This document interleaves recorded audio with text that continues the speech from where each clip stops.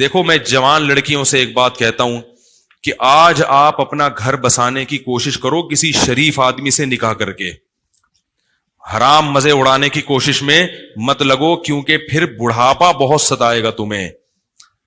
مرد تمہیں اس وقت تک، یہ جو دوست ہے نا فرینڈز، یہ ایزی لوڈ اور یہ سب جب تک کرائیں گے جب تک آپ میں جوانی ہے.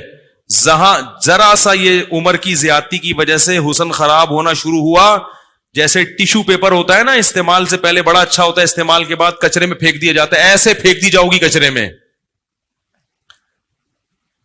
بہت ہو رہا ہے یہ، اور یہ زیادہ تر ہوتا ہے ان جو ماڈلنگ سے تعلق رکھنے والی خواتین ہیں نا، ان کے ساتھ تو بہت ہو رہا ہے. جب جوان تھیں تو ساری کمپنیاں آ کے بلاتی تھیں ماڈلنگ کے لیے، یہ والا پوسٹ چاہیے. جب تھوڑا سا ان میں جھریاں آنا شروع ہوئی تو کمپنیوں نے لفٹ کرانا چھوڑ دی. پھر ان کا کام صرف یہ ہوتا ہے کہ کہیں بڑی تقریب میں کسی شو میں بلایا، ایک ایوارڈ دے دیا، لوگ اس عزت کو دیکھ کے سمجھ رہے ہوتے ہیں ماشاءاللہ اب تک عزت ہو رہی ہے. وہ 4 منٹ کی، یہ آدھا گھنٹے کی، 1 گھنٹے کی ہوتی ہے. اس سے پہلے بھی کوئی پوچھنے والا نہیں اور اس کے بعد بھی کوئی پوچھنے والا نہیں ہوتا. اللہ نے یہ جو جوانی دی ہے، خوبصورتی دی ہے، اس کو ناجائز استعمال مت کرو. کسی شریف آدمی سے جلد نکاح کی کوشش کر کے اچھی فیملی میں جا کے اپنا گھر بساؤ اور اسی پر اکتفا کرو، گزارا کرو. کیونکہ جب بڑھاپا آئے گا نا تو وہاں آپ کو عزت ملے گی بہت زیادہ. کیونکہ جب عورت خاندان میں جاتی ہے کسی، تو جیسے جیسے عمر زیادہ ہوتی ہے اس کے گریڈ اسی حساب سے بڑھنا.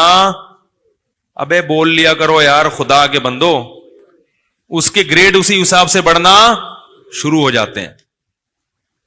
جتنی زیادہ عمر بڑھے گی، پہلے ماں بنے گی تو ماں ہے، پھر دادی بنے گی. ہمیں یاد ہے ہماری والدہ اتنی بوڑھی ہو گئی تھی، اللہ مغفرت فرمائے، اور بستر پہ پڑی ہوئی ہیں، لیکن اب تک ان کی یاد دماغ سے نہیں نکلی. کچھ بھی نہیں کرتی تھی بیچاری، لیٹی رہتی تھی، لیکن وہ بھی ایک اچھا لگتا تھا اور دل چاہتا ہے کہ کاش دنیا سے نہ جاتی. وہ بھی اب یاد آتی ہیں. بوڑھی ماں جتنی بوڑھی ہوگی اتنی زیادہ اچھی لگے گی. پھر ہمارے بچوں کی دادی تھیں، وہ بچے الگ پھڈے ہوتے تھے. ہماری والدہ اتنی بوڑھی ہو گئی تھی نا آخر عمر میں کہ ان کے ہوش آواز نہیں تھے، بستر پہ پڑی رہتی تھیں، بس بستر پہ پڑی رہتی تھیں، کچھ نہ بولتی تھی نہ سنتی تھی. بس جب تسبیح پکڑاؤ تو تسبیح ہاتھ سے گھمانا، عادت پڑی ہوئی تھی نا. آج جب بڑھاپا آئے گا نا تو بوڑھوں کو کچھ بھی دو گے نہیں، موبائل دو گے ایک دم ٹک ٹک شروع ہو جائیں گے. یہ جو نوجوان نسل ہے نا، ان کے بڑھاپے کی بات کر رہا ہوں، کیونکہ ساری زندگی تسبیح گھمائی ہے تو بڑھاپے میں کچھ بھی نہیں یاد رہا، دماغ کام کرنا چھوڑ دیا تھا ان کا. تو اب جب تسبیح پکڑاؤ تو خود بخود تسبیح. سورہ یاسین جب میرے بھائی پڑھتے تھے تو جو آیت کہیں وہ ایک حرف رہ جاتا تھا نا تو اگلا حرف ان کی زبان سے نکل جاتا تھا، کیونکہ سورہ یاسین بہت پڑھتی تھی. تو کچھ بھی نہیں کر رہی، لیکن پھر بھی گھر میں کیا ایک احساس ہے کہ گھر میں ماں موجود ہے. بچے بھی خوش ہوتے تھے. اس گھر میں لے گیا تو بچے کہتے تھے دادی کو گھسیٹ کے یہاں لے کر آؤ، ٹھیک ہے نا. ادھر بچوں کو تو دادیوں سے بوڑھوں سے بڑی مناسبت ہوتی ہے. اس گھر میں لے گیا تو بچے کہتے نہیں اماں کو دادی کو کہاں لے کر آؤ. بچے مانوس ہوتے ہیں. اگر اولاد نہ ہو اور گھر نہ بسایا ہو تو بڑھاپے میں یہ عزت ملے گی؟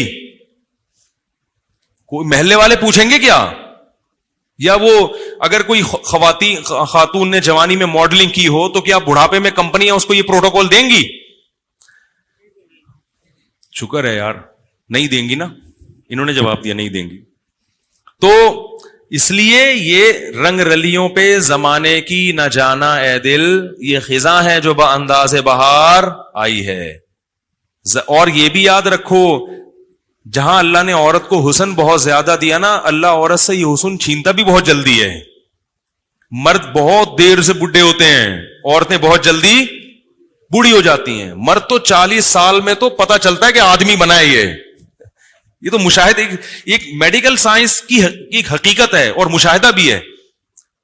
40 سال میں جب آدمی قدم رکھتا ہے نا تو قرآن کہتا ہے حتی اذا بلغ اشدہ، یہاں تک کہ اپنی بھرپور طاقت کو پہنچتا ہے. تو 40 سال میں تو مرد آدمی بنتا ہے اور زور پیدا ہوتا ہے اس کی آواز میں، اس کی چال میں.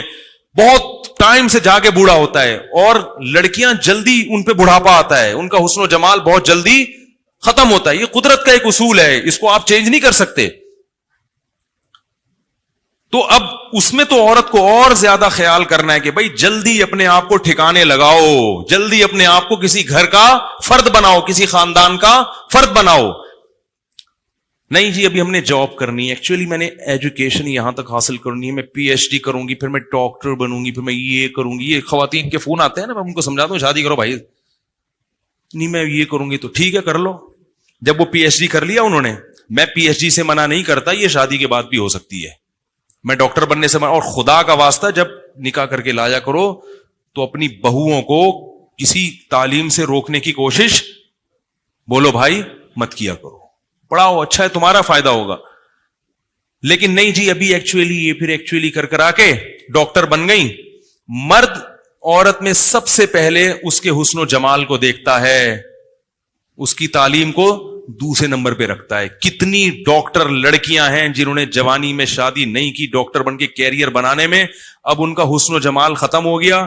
ڈگریاں بہت ہیں مگر کوئی ڈاکٹر بھی لفٹ کرانے کے لیے تیار نہیں ہے, کیونکہ لوگ کہتے ہیں کہ میں نے ڈاکٹر سے شادی کیا علاج کے لیے کرنی ہے, کیا محلے میں کلینک ختم ہو گئی ہیں یاری بات. تو یہ سب معاشرے میں ہو رہا ہے. ماں باپ بھی کہتے ہیں نہیں بچی جب تک یہاں تک نہیں پہنچ جائے گی ہم نہیں کریں گے. بھائی نقصان ہو رہا ہے اس کا, جیسے جیسے عمر زیادہ ہو رہی ہے اس کا کیا ہو رہا ہے, نقصان ہو رہا ہے. تو اسی لیے شریعت نے بھی کہا کہ جلدی نکاح. اور دیکھو نبی صلی اللہ علیہ وسلم نے خاتون کا نکاح کرایا, شوہر کو کہا کہ تم ان کو پڑھاؤ گے, قرآن پڑھاؤ گے. اس میں بتا دیا کہ نکاح تعلیم میں رکاوٹ نہیں ہے, یہی پڑھا دیں گے ان کو.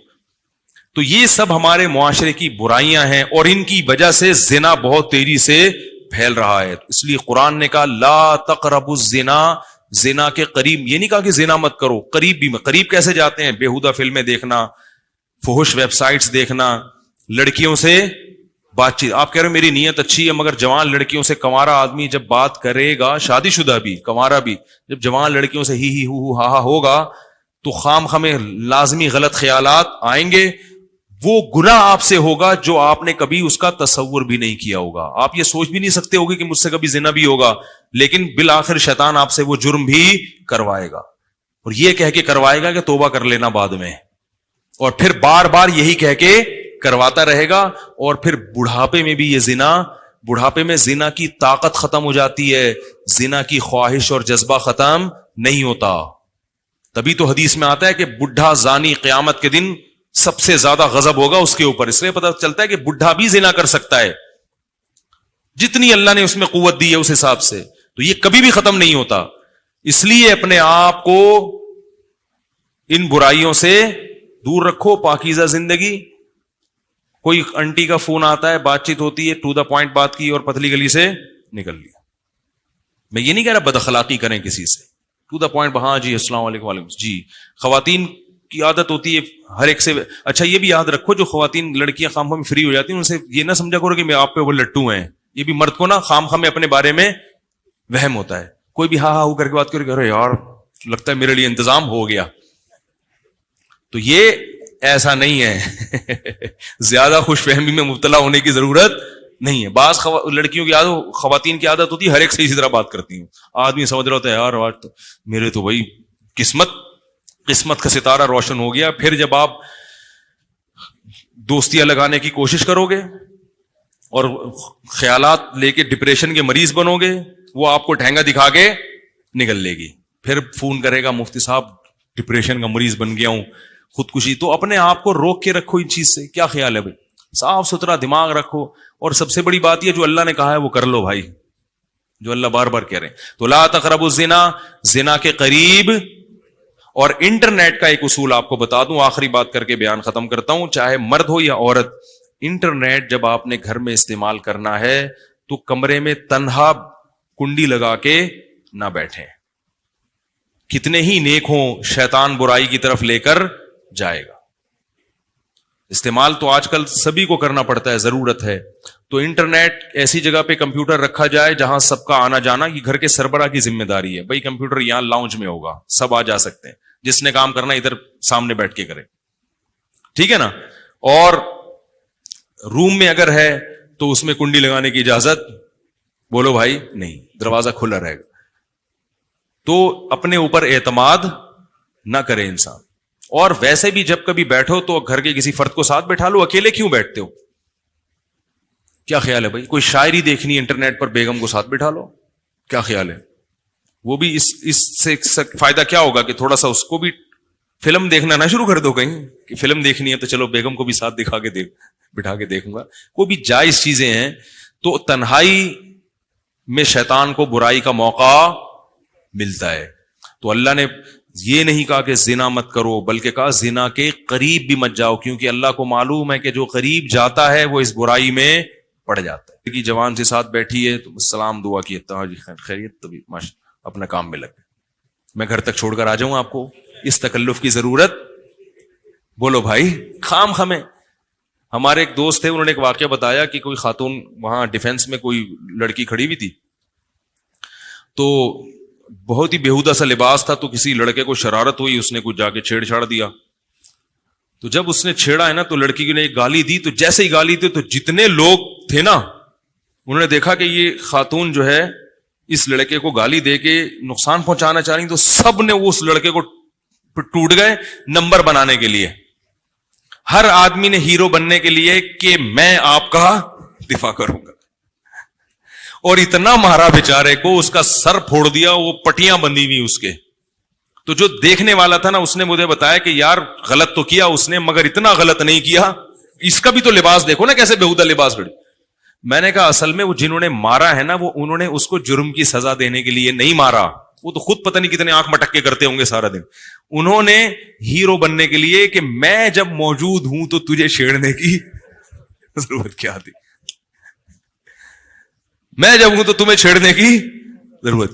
تو عورت اگر اپنا لباس پراپر پہن لے گی تو ان بدماشیوں کی نوبت. دیکھو اللہ کا واسطہ, اس رمضان میں خواتین سے ایک بات کہتا ہوں کہ ایک گناہ تو کم از کم چھوڑ دیں, بے پردگی. پراپر پردہ کیا کریں, پراپر ڈریس پہنا کریں, نامحرم رشتہ داروں سے پردہ کر لیں. خدا کی قسم یہ ایک گناہ بھی اگر خواتین سے چھوٹ گیا اس رمضان میں تو انہوں نے رمضان کو کیش کرا لیا. عورت کے لیے اس زمانے میں نماز قضا کرنے کے بعد سب سے بڑا جرم بے پردگی ہے. سب سے بڑا جرم کیا ہے؟ اس سے بڑے فسادات ہو رہے ہیں, بہت معاشرے میں برائی پھیل رہی ہے. اللہ تعالیٰ اس جرم سے ہماری خواتین کو توبہ کرنے کی توفیق عطا فرمائے. سبحانک اللہم و بحمدک، نشہد ان لا الہ الا انت، نستغفرک و نتوب الیک.